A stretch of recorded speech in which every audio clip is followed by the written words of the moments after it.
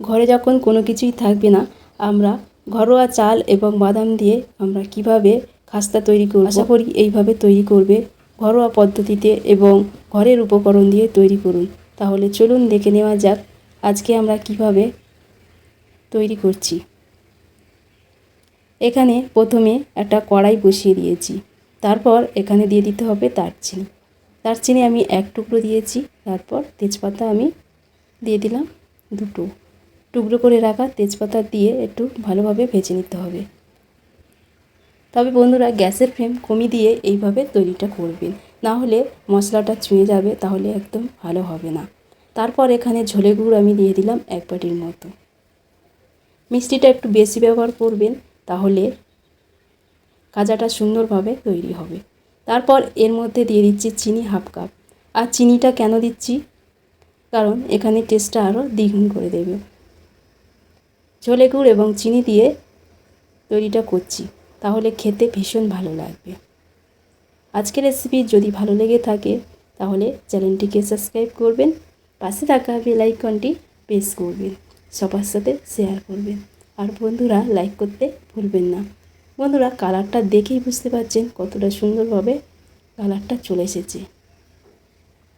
এরপর আমি দেখিয়ে দিচ্ছি কত সুন্দরভাবে তৈরি হয়ে গেছে। অবশ্যই দেখে নেবে একটু জালি জালি বা চিট টাইপের হবে, তারপর আপনারা উপকরণগুলি দেবেন। এখানে আমি দিয়ে দিলাম বাদাম 1/2 কাপের মতো। বাদামটা বেশি ব্যবহার করবেন, তাহলে কিন্তু খাজাটা ভীষণ ভালো তৈরি হবে। এরপর দিয়ে দিতে হবে চাল ভাজা। চাইলে মুড়ি ভাজা দিতে পারেন কিংবা চাল ভাজা দিয়ে তৈরি করতে পারেন। তারপর এর মধ্যে সুন্দর করে নেড়েচেড়ে নিতে হবে। আমরা ঘরের চাল দিয়েই এই খাজাটা আমরা তৈরি করছি, কোনো বাইরের উপকরণ লাগবে না, সহজে এইভাবে তৈরি করে নিতে পারবেন। যখন মন চাইবেন আপনারা এইভাবে তৈরি করে রেখে দেবেন, সময় অসময় খেতে পারবেন। এবং যখন তখন বাচ্চারা যেহেতু কাঁদে, সেই সময় এইভাবে দেবেন, তাহলে তারা আর কাঁদবে না। এই খাস্তাটি অনেক দিন ভালো থাকবে। আশা করি কোনো বেশি উপকরণ লাগবে না, সহজভাবে আপনারা এইভাবে তৈরি করে নিতে পারবেন। আর বন্ধুরা গ্যাসের ফ্লেম কমিয়ে দিয়ে তবে এইভাবে তৈরিটা করে নেবেন। আমার তৈরি হয়ে গেছে বন্ধুরা, এবার আমি নামিয়ে নিচ্ছি। গরম গরম নামিয়ে নেবেন, আর ঠান্ডা করবেন না, তাহলে কিন্তু চিটটা যখন থাকবে না তাহলে ভালোই হবে না। অবশ্যই গরম গরম এইভাবে সেট করে নিন। আমি প্যাচুলার দিয়ে ভালোভাবে সেট করে নিচ্ছি বন্ধুরা। এরপর একটু জল হাতে মিশিয়ে নেবেন, তারপর এইভাবে সুন্দর করে সেট করে দেবেন, তাহলে দেখতে ভালো হবে। এইভাবে ভালো করে আমি সেট করে নিলাম। কত সুন্দর লাগছে না বন্ধুরা।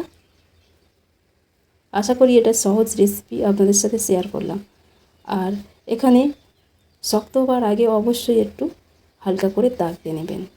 বেশি শক্ত হয়ে গেলে তাহলে আপনারা পিচ করতে অসুবিধা হবে, সে কারণে একটু শক্ত হওয়ার পরেই আপনারা এইভাবে কেটে নেবেন। পিচ পিচ করে কেটে রেখে দেবেন। আমি আমার মতো শেপ দিয়ে নিচ্ছি, আপনারা যে কোনো শেপ দিয়ে নিতে পারেন। আমি বরফি শেপ দিয়ে নিলাম, তারপর আমি 2 ঘন্টা পর আপনাদের সঙ্গে শেয়ার। এরপর 2 ঘন্টা পর আপনাদের দেখাচ্ছি কত সুন্দর লাগছে না। প্লেটে আমি সার্ভ করে নিয়েছি। আজকের ভিডিওটি কেমন লাগলো অবশ্যই কমেন্ট করবেন।